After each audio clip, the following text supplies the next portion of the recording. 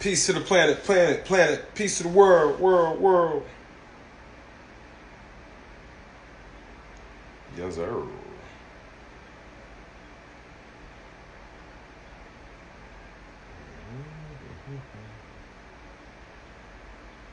Yo, what's going on, family? What's going on? What's going on, family? I'm just waiting for my homegirl to tap in. She is a clinical social worker. She is a sexologist. She works out of Costa Rica. So we're going to be talking about racism, and we're going to be talking about racism in the Hispanic community. We're going to be talking about racism against Black people. We're going to be talking about sexuality. You know, she is a sexologist. You know, we're going to talk about a little bit about sex. You know what I'm talking about? Peace, peace, peace. Peace, family. Where's everybody from? Where's everybody tapping in from today? Where's everybody tapping in from?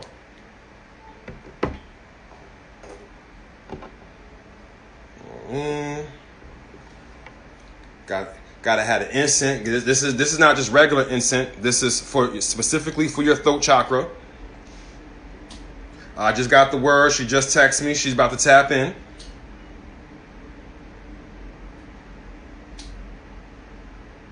Cuz I'm gonna be coming to see you soon.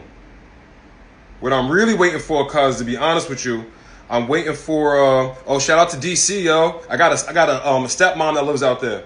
Shout out to DC. I'm gonna definitely be down there. What I'm waiting for is the courts to open back up, because I gotta pay this ticket so I can get my license back. But once I do that, I'm out, because I just want to. I'm gonna go on a road trip. I'm gonna pop up on everybody. You know what I'm saying? I'm gonna be in DC. I'm gonna be in Maryland. I'm gonna be in Virginia. I'm gonna go see my sister in North Carolina. I got a homeboy in North Carolina. Yeah, I'm gonna be all over. I'm gonna be all over. So once the courts open back up, we're gonna get it popping. But yeah, like I said, the topic for today is my homegirl. I don't want to give away too much. But yeah, we got some interesting. Hey, Brooklyn, you heard? Brooklyn's one of my favorite places. I used to live in Brooklyn. So, you know what I'm saying? I've been through all the boroughs. I'm in the Bronx now. I lived in Brooklyn. I lived in Harlem. I went to school in Manhattan. I lived in Brooklyn. Living in the Bronx now. The only place I haven't lived in is like Staten Island and Queens. And I have no interest in living there. So, yeah, family, we just waiting for my homegirl to tap in. Got some of this throat chakra, you know what I'm saying? For all my people that meditate out there, make sure like you can get specific chakras, like specific chakra incense. You know what I'm saying? You see this? You can get specific chakra incense. You know what I'm saying? So, you know what I'm saying? You can tap into that. Just waiting for my homegirl to pop in so we can get this thing on and popping. Yeah, it's been a minute since I've seen you, cuz. So I'm definitely trying to tap in. I'm pretty sure we have a lot to talk about. We have a lot to talk about. You know what I'm talking about? Hey, what's going on? Hey, what's going on, Christine? Yo, so check. Oh, thank you, love. Thank you. I appreciate that. I'm going to be down in Atlanta soon. I know I'm supposed to come down there before situation and work out with my stepbrother. So I'm going to come down there. I'm going to go get a hotel or Airbnb. Actually, I have some cousins down there that live in Stone Mountain. So I might just save myself a little bit of money and stay with them. But yeah, I'm going to definitely be in Atlanta very, very soon. I'm just waiting for Miss Tiffany to tap in. Let me see what she's doing. Let me see. She never done an IG. This is gonna be her first IG live. So we're gonna bring her in. You know what I'm talking about? How everybody feeling today though? What's going on? What's going on, family? Until she taps in. How's everybody feeling today?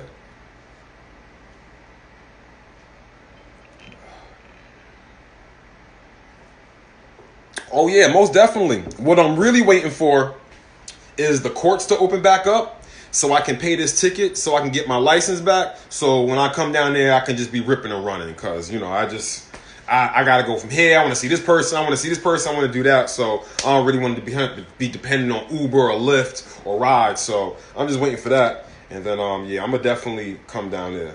It's been I haven't been to Atlanta since like 2011. So yeah, I definitely need to tap in down there, see some friends and family. See some other people. You know what I'm talking about? Hey, the good doctor is in.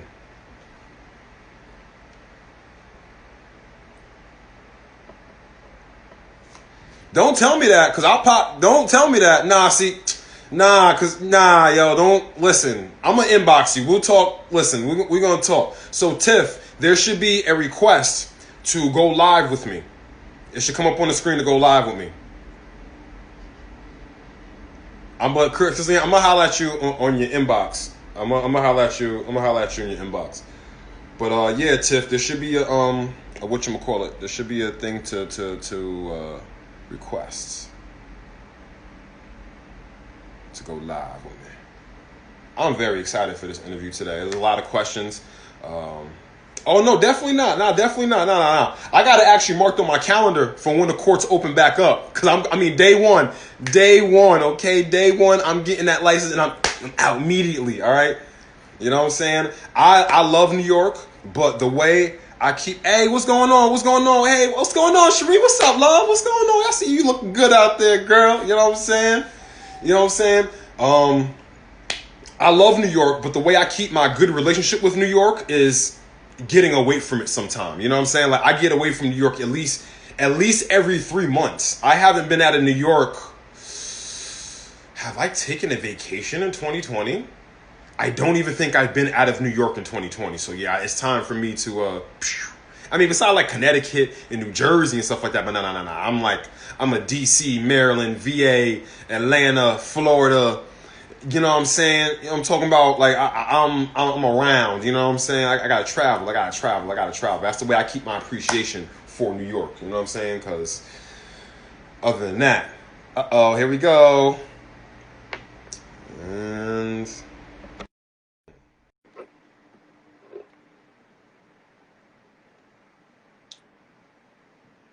tap on this good old.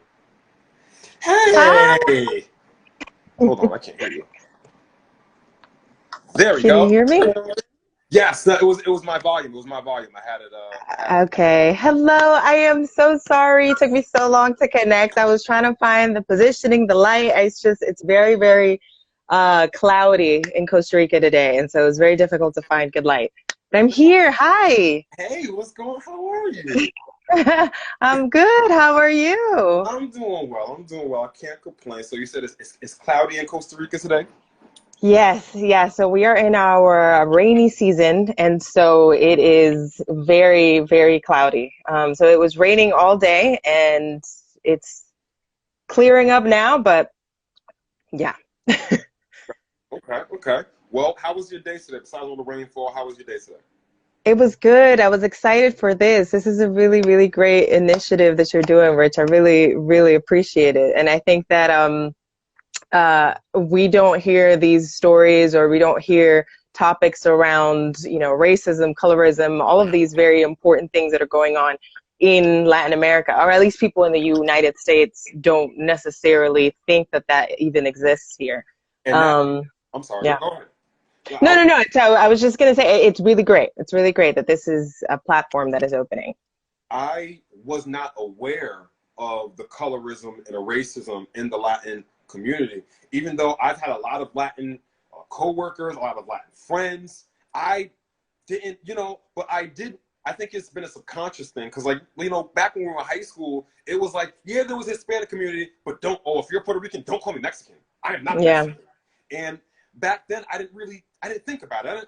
Okay. But now being more aware of that, it's just like, oh no, that's totally wrong. No. Yeah, no, it's bad. And I think that it manifests itself in a different way in the United States because, folks in the United States are immigrants, right? So they're migrants who lived in the United States for a long time or have just arrived or whatever the case may be. And so racism and colorism and just classism in all of its intricacies really manifests in a way that is very different outside of the United States than it is here in Latin America. So let's take it from Costa Rica, Latin America, where you're at, and let's take it over to America. How does colorism play a role in a society of Latin America, specifically where you're at in Costa Rica? Sure. I mean, I think it's important, for anyone watching, it's, to define what colorism is. And I think colorism, and I am in no way an authority in this topic. And all that I say is speaking from my own experience, speaking from my experience as someone who has lived both in the United States and in Costa Rica and is from Costa Rica and have lived here for 3 years. But colorism is this idea that based off of your color, based off of how close or how far you are from whiteness, you are in a better position in society, right? So that can mean in any number of ways. So it doesn't just manifest itself in an individual level. And so I think that it is different, because it's different to talk about colorism within like the African American community, and you're talking about colorism in the Hispanic or Latin community. I think that in the United States, people who have come from all of these countries from Latin America, people who are lighter skinned or people who are closer to whiteness, privilege from white privilege, right? Like they benefit from all of these systems that are put in place so that white privilege continues to be perpetuated. And so being Latina or Hispanic in the United States meant that I had to find my tribe based off of how I look. People assume, oh, you are African American. Even Latinos never assume that I am from Latin America because we are so used to thinking, blackness is other, blackness is them versus us, even though, the number of black people in Latin America is ridiculous because the transatlantic slave trade also happened here. And so, there's plenty of slaves in migration. Yeah, we're definitely yeah. So, I think it's different to think about being Hispanic in the United States, where I found my tribe within Black Americans, within Latinos, but even still feeling like I was different because and it depends on what part of the United States that you were in. So, for example, somewhere like Pennsylvania, where I went to school, there were a lot more Mexicans, and Mexicans don't generally look like me. But if you have someone who is Cuban or is Puerto Rican, who's Dominican, where the African roots were much more ingrained, then you have people that look like me. And so, it was colorism in the sense of, it was difficult to find the folks who were not going to discriminate against me in subtle microaggressive ways, right? Because we always think of racism as this like, you are worse than me, exactly, but it doesn't, it's not always like that. Very subtle. For the time it's not like that, exactly, it's very subtle. Versus here in Costa Rica, where most people don't look like me here. Most people look like the Latinos that you're used to seeing in like novelas, or that you see, like the Mexicans walking around on the street. Like Latinos have a lot of differences in how we look. But being Black is not always associated with being Hispanic, which is unfortunate. Yeah, I remember for those that don't know, Tiff and I went to middle school together and part of high school together. So I automatically assumed that I thought that you were like from Africa because you're just your phenotype, the way you look, just like I'm like, oh, she's just from Africa. And I never thought anything about it. We just became friends. I never questioned it, anything like that. Like I said, it's not until we get older, until we become more cognitive and aware of these kind of things in the world. Because, we went to a very multicultural school. So yes. I was aware, we were all aware that racism existed in the world. But from my experience, and you can speak on this, I never experienced any type of racism in Woodlands. If anything, ironically, I remember in the 8th or 7th grade, this kid that we went to school with named Justin Edelstein, he actually would get picked on because he was white in a mostly predominant kind of Black sports area. So that's I find that interesting that as we, of course, we get older and we become more aware of things, but like as growing up, this was never This was never an issue. It was never a topic. Oh, she's special, but only when you call like a Dominican or a Puerto Rican, you call them Mexican, because I think everybody had like this thing against Mexicans. Like they had like this bad rep about them for some odd reason. Like in my experience, I I have never really had a bad experience. You know, for as much as I talk about racism and I'm against it, in my own personal life, in my own experience, I myself have not really experienced that much racism. Right, which is fortunate. I mean, that's really great that you haven't had that experience, you know, but when you think about the experience that Mexicans have had, Mexicans who don't look like me, right? Yeah. That's still racism, right? So we tend to think of racism, or a lot of times we talk about racism in terms of like black against white. But racism is so complex. Yeah. And, Yes. you know, I will say I agree with you.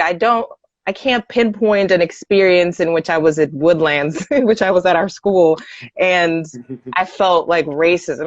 It was actually one of, you know, I've had many experiences. I've lived in a lot of different places in a lot of different countries, and being within the United States and within a place like Greenberg or within a place like Woodlands, I actually felt like I belonged. And Yeah. why? Even if it was people that I didn't speak my language, right? My first language is Spanish. Hmm. So even if it was people that didn't speak my language, even if it was people that I did not grow up with, even if it was folks who had very different customs, right? Because Black people aren't a monolith. We have so many different Yeah. customs and everything. And so even with all of that, I felt closer. I felt more connected to African Americans than I did to Latin people in the United States, Wow. because to them I was still othered in a lot of ways, right? So, you know, they didn't recognize me as their own, and that's not always the case, and I'm not going to generalize about the experience, but Mhm. certainly there were many a times in which I felt much more um, like a semblance with folks who look like you, who are African American, versus someone who, you know, I don't know, looks different. Different. Okay. I understand that. You know, speaking of colorism, you know, like you said that, you know, colorism and racism is not always this super aggressive, over oppressive No. thing. It can be very subtle.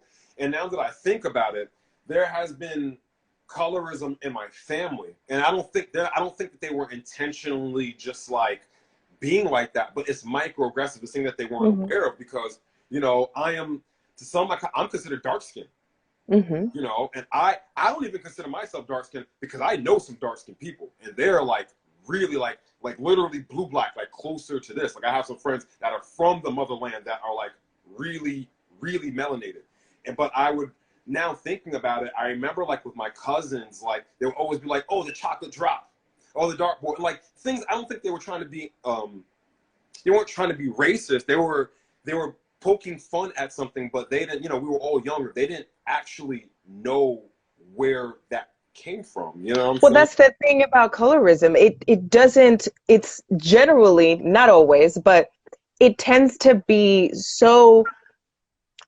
deeply ingrained within our psyche, within our history, within the everything that we've gone through as a people in the diaspora of Black people, Mm-hmm. that we don't recognize necessarily when it is being, you know, perpetrated.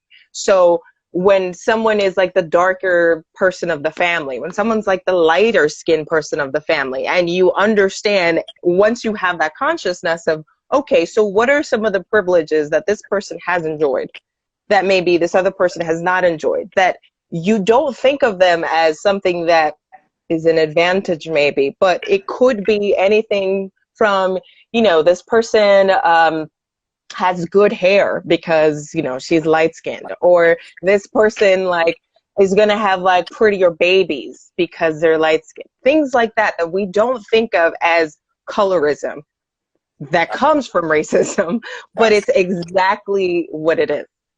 So you brought up a good point. You said like this is like deeply ingrained from all the things that have happened to us. Are you aware of something called epigenetics? Epigenetics, I've heard the term, wouldn't feel confident enough to explain it. So I write articles, and I wrote an article about epigenetics. So I'm going to read a little bit from the article. I just want to say exactly. So epigenetics literally means above or on top of genetics. It refers to the external modification of DNA that turns genes on or off. these modifications do not change the DNA sequence, but instead they affect the cell, they affect how cells read genes. Now, what are those external modifications?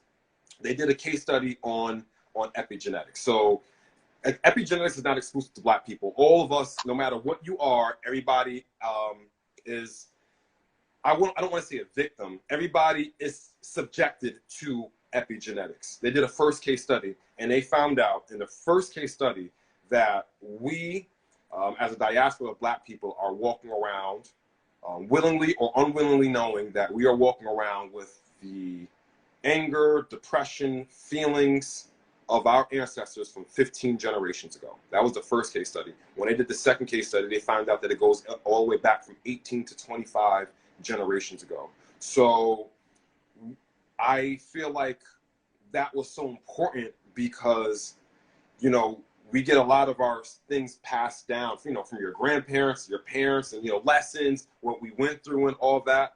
We got a lot of those bad things, but we also got, you know, the good things. And that's, like I said, that's not exclusive to us. It's the same thing with Caucasian people, Black people, you know, whatever. That's to all people. So I bring that up because you're absolutely right. These things are ingrained into our DNA from, you know, a house slave and a field slave and how that bred contentment. And these things kept lingering on. Yeah, they took other forms and it may have scaled back on aggressiveness, but those underlining things, all those things are still here and they're still relevant. And I think the more that we know about it, the more that we can do something about it.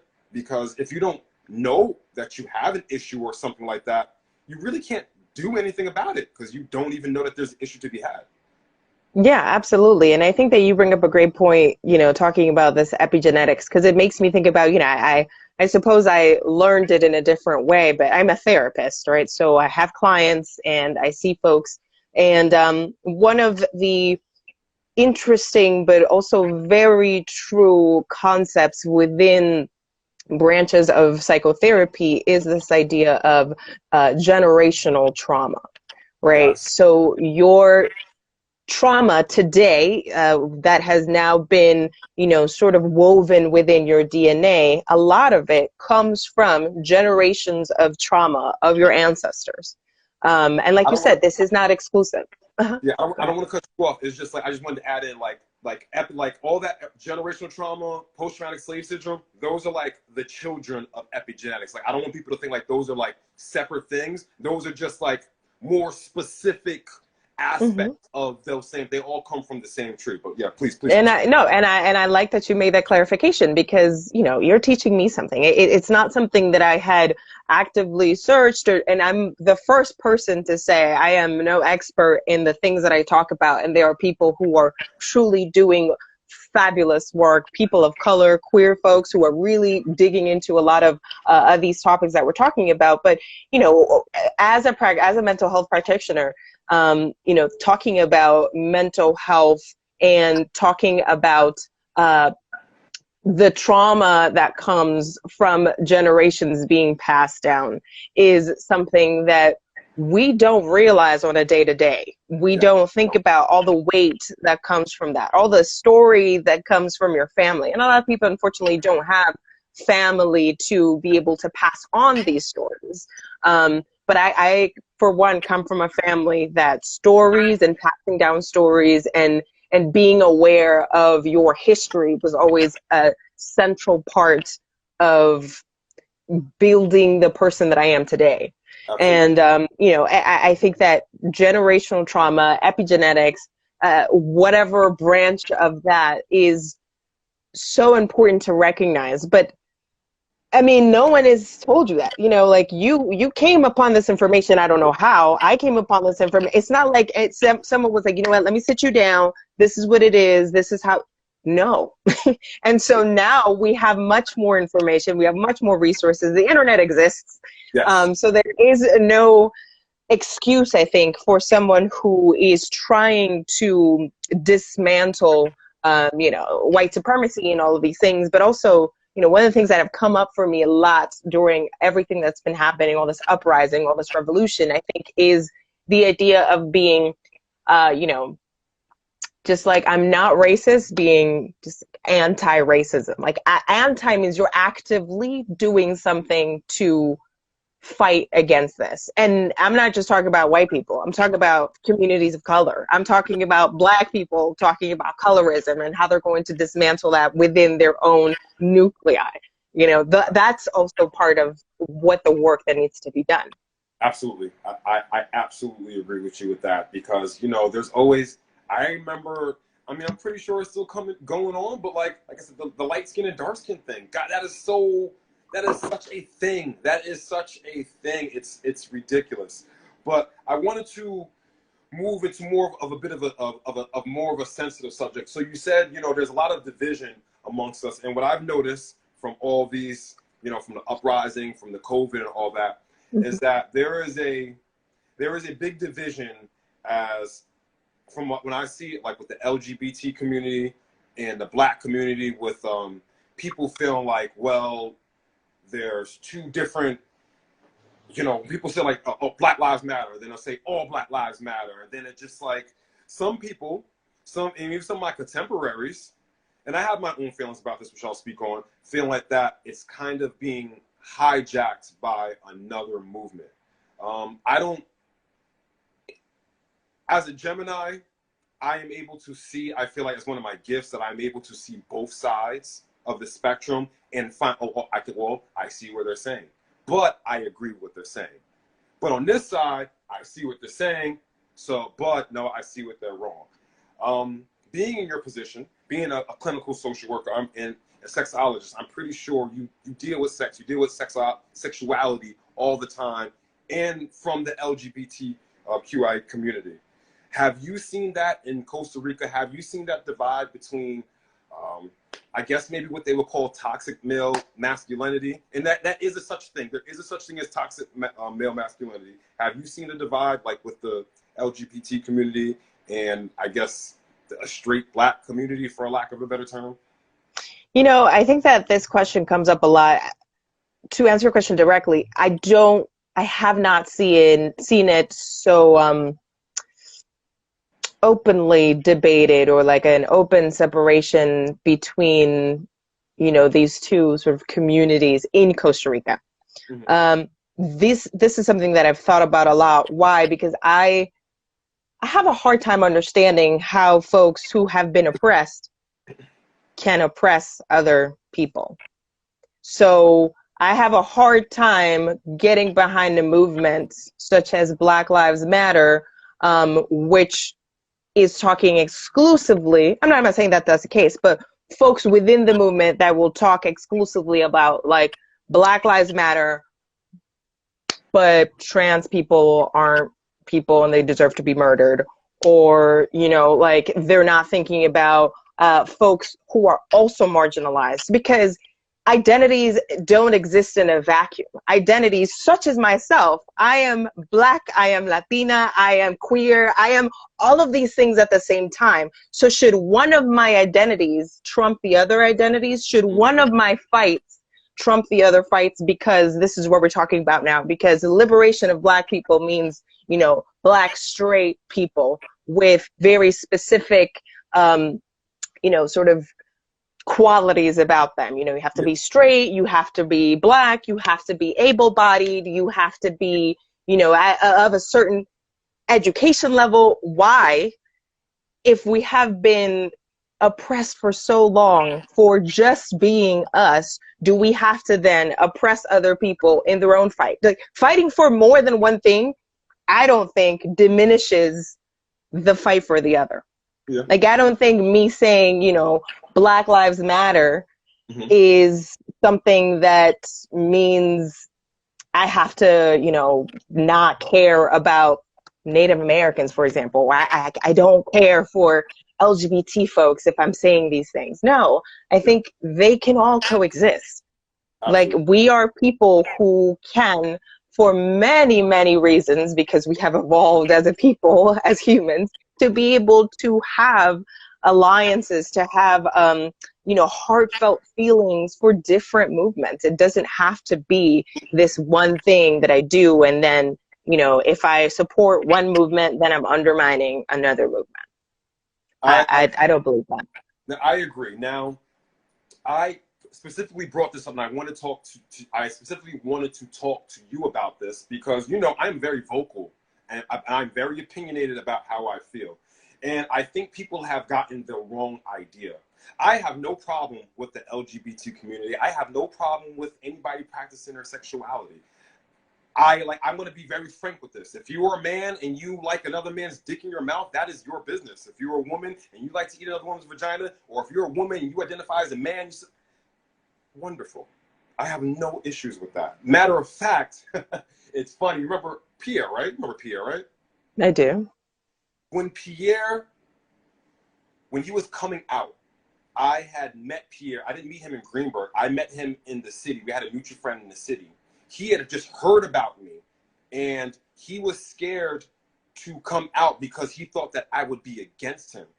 What a lot of people don't know is I pulled him to the side and I said, listen, dude, if you're gay and that's the way you want to be, then I think you should be that way, because I would rather you be yourself than try to pretend to be something that you're not and make yourself and kind of everybody else uncomfortable. Like, be you. So I just wanted to clear up, I have no problem with the LGBT community. If you want to practice sexuality, you're fine. Like, and I told him, as I'll tell any of my gay friends that I still have, because I went to a theater school in New York City where 85% of the guys were gay. And I told them, you know, I don't care about your sexuality. As long as you don't come at me, we're good. And none of them ever made me feel uncomfortable. They never came at me in that way because they know I'm just not like that, and they respected that there was a boundary. My only issue, and my issue is not with the LGBT community. It's kind of like when I think about police. I feel like part of that community has been infiltrated by people that don't necessarily have the best interests. Like, I do not agree with drag queens going in schools and teaching kids, and I don't agree with little kids being like having sexuality pushed on them because they have no level of discernment. And in America, we see a lot of, oh no, Brian, you can be Brianna if you want to, and oh, Brianna, if you want to be Brian, you can be that. And my only issue with that is you're telling these little kids who have no level of discernment. They have no screen to protect them. Like, if you're coming into a high school or a college, they've had experience. They've had society to influence them, their parents to influence them, but kids, they're so open. They're sponges. They're just going to gravitate towards anything. And that's where my issue comes in, because it's just like, these are little kids, black, white, rich, poor, Democrat, Republican. Like, why is sexuality being pushed on these children who don't have any level of discernment? So I know I just threw a lot on you. I know I just kind of threw a lot on you. So, I mean, I respect your opinion. I do. It's not my opinion. I definitely disagree. I worked with trans kids. I work with gender nonconforming kids. My specialization is within LGBTQIA communities. And so, you know, I think that that's sort of a very sensitive topic that I don't necessarily think has a lot to do with the question. I mean, it does, because a lot of everything is sort of intertwined with racism and colorism. However, in this sort of specific conversation, yeah, I mean, I think that people, especially if you have your own children, are always going to have a right to educate their children how they want. I think that it's subjective to think of certain things as right or wrong. What's right for your family might not be right for a different family. And, you know, everyone can have a child, right? So it's not like there's rules to having a child. You can sort of do whatever feels right, which unfortunately means for a lot of people, they do wrong. And that's why, you know, the majority of LGBT folks who are homeless have been kicked out of their houses by their families. And I will never agree with that. I will never, ever agree with that. And, you know, it is definitely, I think, a topic that is close to my heart, related to trans folks, related to, you know, the life expectancy of a trans woman is 35 years old. And so, you know, thinking about the violence that is inflicted on trans folks, the violence that is inflicted on trans women of color on Black women is alarming. And the Black community, and I'm not saying everyone, tends to think that that's not part of what we're fighting for. But that's part of what I'm fighting for. I'm fighting for human rights. And I think human rights and race are very much connected. Today, actually, the UN headquarters is doing a whole audience, a whole debate around racism and policing in the United States. Exactly. You know, after 54 delegates of the African countries came together and was like, hey, what are you doing? And so, you know, now it's a conversation. And I think that that's important, because we, you know, a lot of people and people who are not anti-racist don't think of racism as a human rights issue. They think of racism as just, you know, this is something that happens to Black people. But human rights is about the right of every person to have autonomy, to have basic things like rights to express themselves however they want. I know the topic of children is definitely tricky for a lot of people, but I think that we don't give children as much credit as they should get. I mean, we think children as these like very, you know, delicate sort of minds and delicate things, and that's certainly true. But I think it also is depending a lot on the education that you're giving your child. And me being a sexuality educator, just a sexologist, and who I've worked with children and worked with folks who do wonderful work with children, we tend to think that we can't talk to children about things because of our own biases, because of our own, you know, we think kids are going to think these horrible things, or we're going to mold them into these like horrible people. But the ones that turn out to be horrible people are the kids that aren't exposed to different folks, that aren't exposed to different education, that aren't given the chance to make their own decisions. And that is with hand-holding. I'm not saying give kids, you know, all of this information, be like, hey, go figure it out. But definitely it's something that I think is part of a whole education system that happens at home that most folks are so afraid to do, because they're like, no, Mike, I'm going to mess up my kid, and this is something that is going to be on my back forever.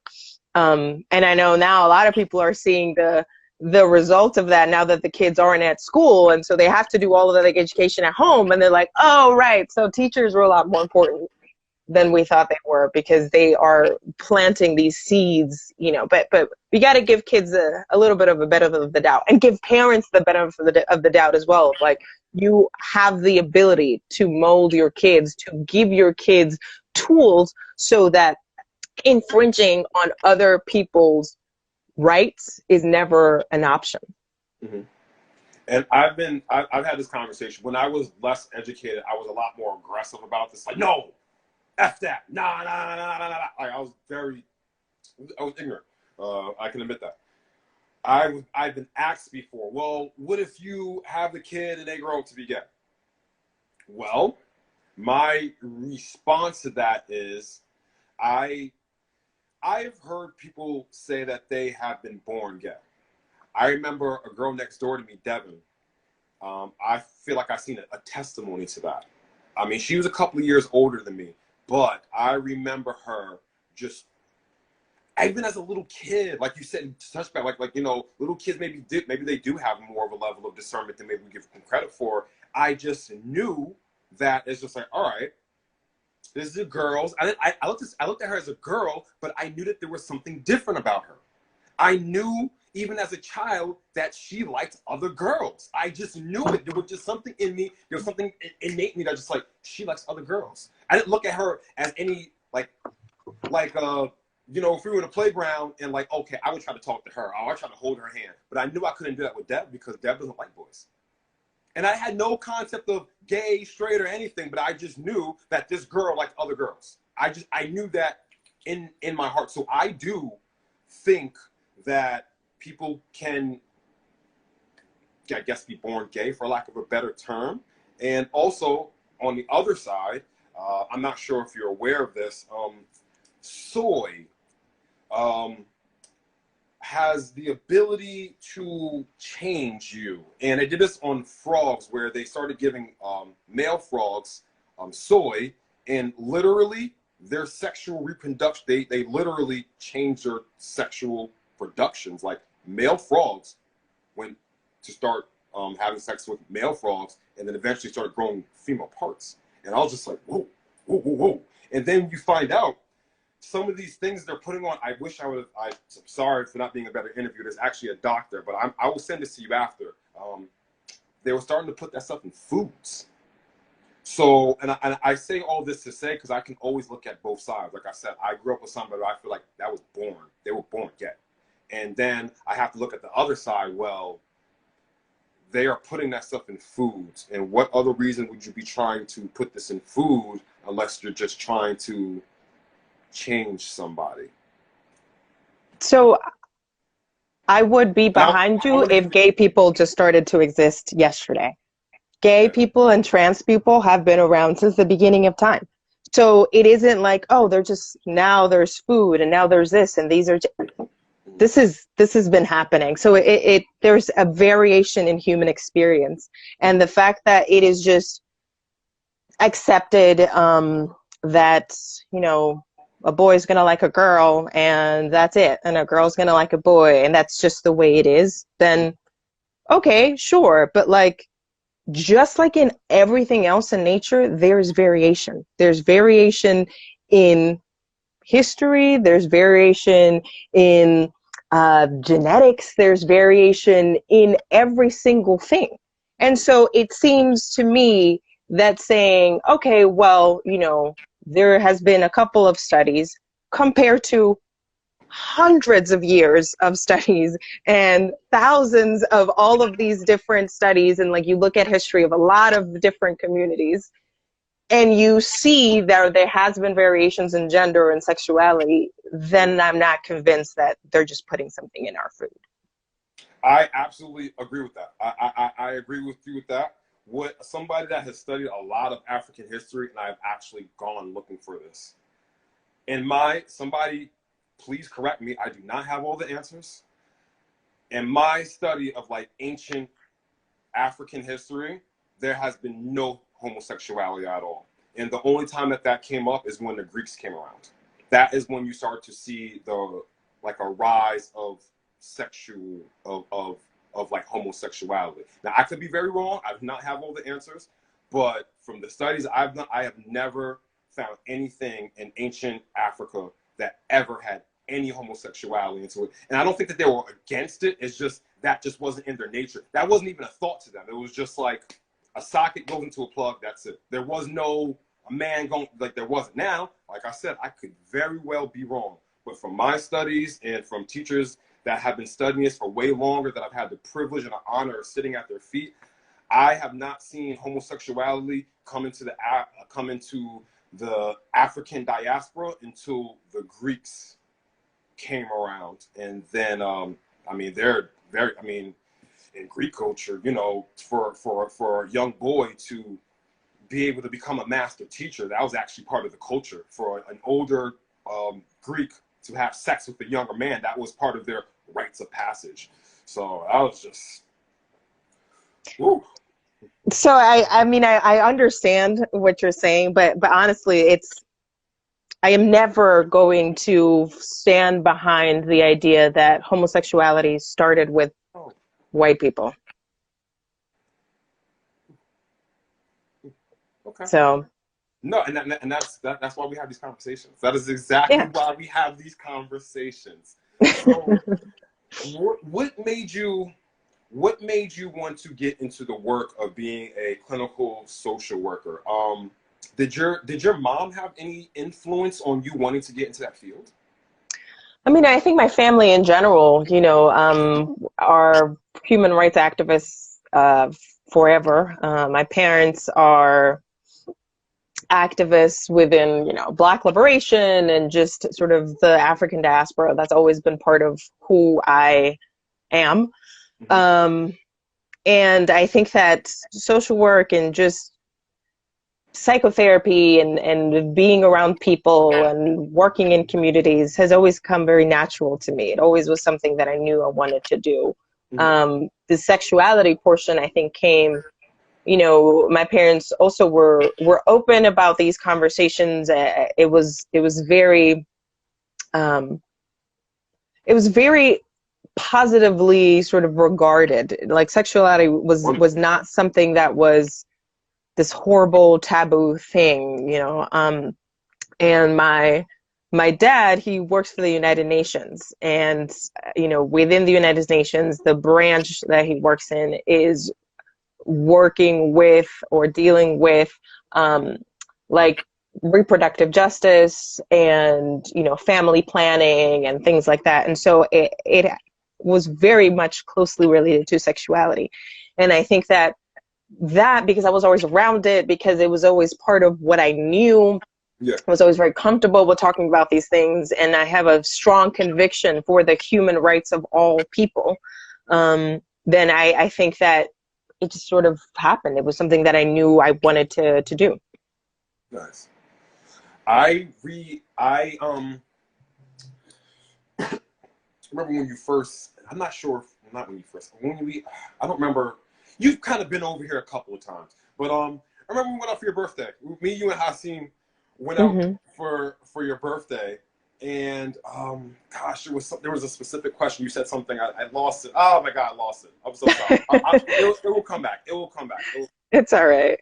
So, as far as being a sexologist, since this has happened, have you seen maybe I don't want to say like an increase, but has sexuality, I don't want to say, because that's the broad thing to say, has sexuality changed, but since this has happened, have you seen like a different kind of narrative with sex change? Maybe like more so, we're in a house now a lot more, so like is like sex more and more happening now, and is because we're together in a house now, because we're on the lockdown, has that affected couples, you know, gay, straight, whatever, in a positive or negative way, because they're together a lot more than they would usually be? Is there a lot more sex now? Is there less sex because they are together now, so it's not as special? Has there been any variation in that?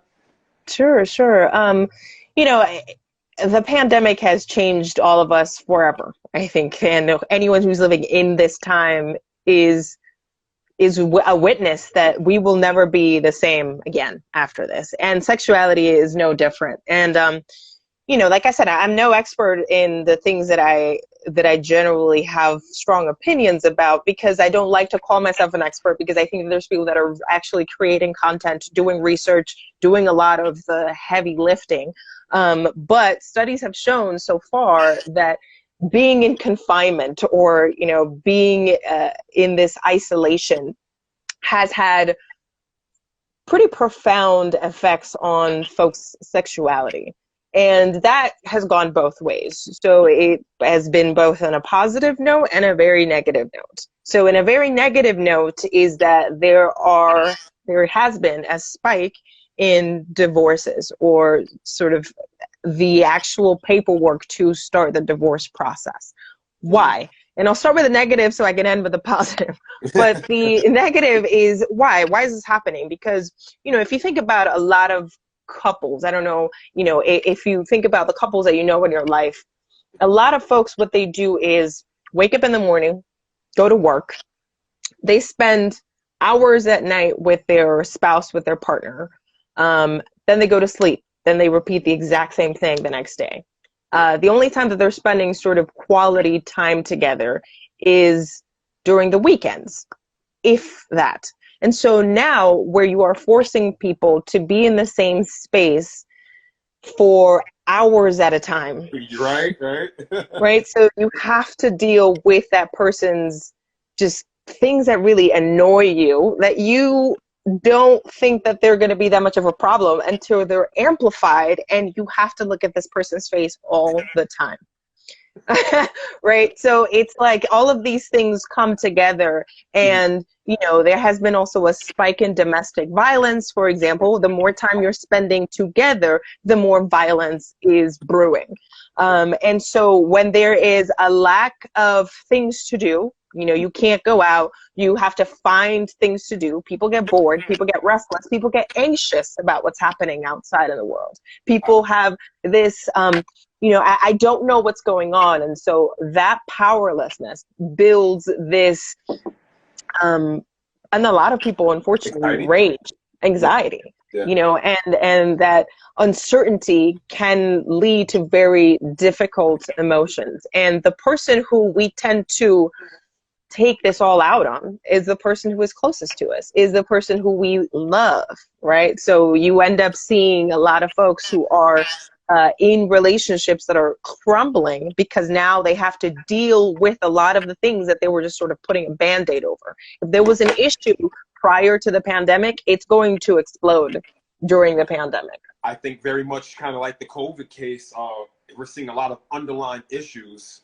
that are kind of coming to the surface because you're spending all this extra time with this person. And usually, Exactly. You have that escape of work or going out with the girls or with the boys or this meeting, whatever social thing, and all that shut down. And now you're just at home. It's just like, right. You have an outlet, right? Like friends are an outlet, family is an outlet, all of these things. But think about, the part of, that I deal with, which is a sexuality. Think of all the folks who had time alone to masturbate, for example. Who had time alone to like just do their own thing, watch porn, or do whatever they were going to do, who now are having all this pent up aggression, pent up energy because they're not able to follow through their sort of natural sexual urges the same way because, I don't masturbate in front of him, or I can't watch porn in front of her, like things like that. Just the dynamics changed so drastically that a lot of folks just cannot handle it. On the other side, thinking about the positive, there is positive. There is a positive, I think so, yes. I think that people who really didn't have a chance or didn't have the time to spend with their partners now have an abundance of time. And so there's folks who are actually using the time wisely, who are actually thinking, well, all of this time where we didn't have time to eat together, we didn't have time to watch movies together, we didn't have, I was always falling asleep at the movie because I would come home tired from work. Now I have all day. Yeah. Those people are really relishing in these moments in which they can really spend some time together. And that translates to the bedroom, that translates to their sexuality. If you are happy, if you are sharing chores around the house, if you are giving your partner words of affirmation, if you are, doing these things out of love. Yes.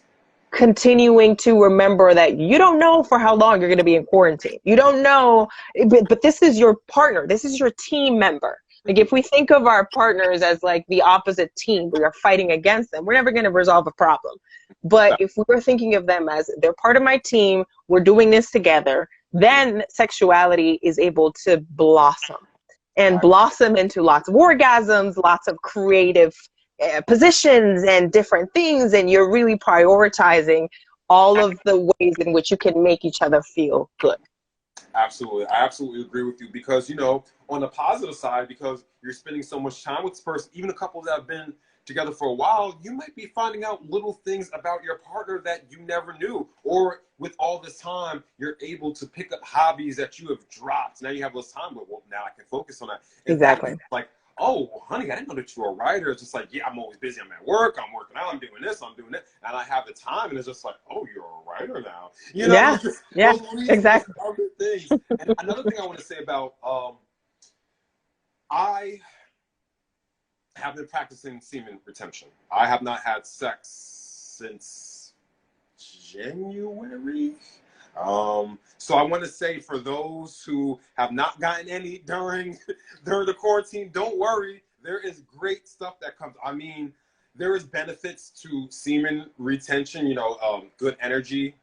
As long as you know how to balance that out. You know what I'm saying? Some people, they get pent up with semen. They go crazy. They get rageful. But there is a balance. with semen retention, specifically for males. There's a lot of your energy and a lot of your life force is in that. So I am not against masturbating. Let me make that very clear. I am not against masturbating.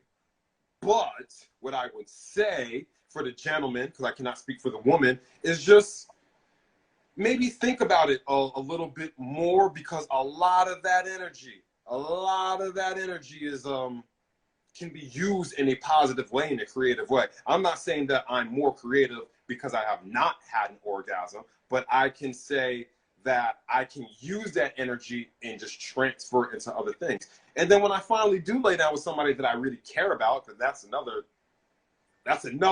issue. That's not only say issue. That's another reason why I have not laid down with anybody, because I don't. I'm over that phase of just casual sex. You know, I don't want to have sex with somebody for you're cute, you got a big butt, and what else? And what else? That's, you know me, I'm a talker. No, I'm opinionated. What's your thoughts on this? You don't have an opinion. You don't even know what I'm talking about. Bye, get out. Get out. I don't even talk. What do we do? We're wasting each other's time. Come on. That's why I can masturbate, because I can just, I can just masturbate. So I just wanted to add some positivity towards that. Our time is running out. Do you have more time? Because I actually wanted to kind of do the second half. I kind of just wanted to talk about your cases with sexuality, the different things that you've seen, like from the LGBT community, all the different things, sexuality that you've seen. Do you have time for? So I have a few more minutes. Yeah, I have a few more minutes. All right, so it's 4. All right, so people, we still have 3 more minutes on here. I just don't want it to go all the way to the end, because they've started to erase my lives when I don't cut it off at a certain time. So I'm actually going to cut it off now. Everybody that's in the chat room, we're going to come right back on. We'll say another 15 minutes. Okay, that sounds great. So we're going to come on for another 15 minutes. So everybody that's in the room, come right back. And we're going to start this conversation on. We're going to talk about sex, baby. All right, so come right back, people. Come right back. All righty.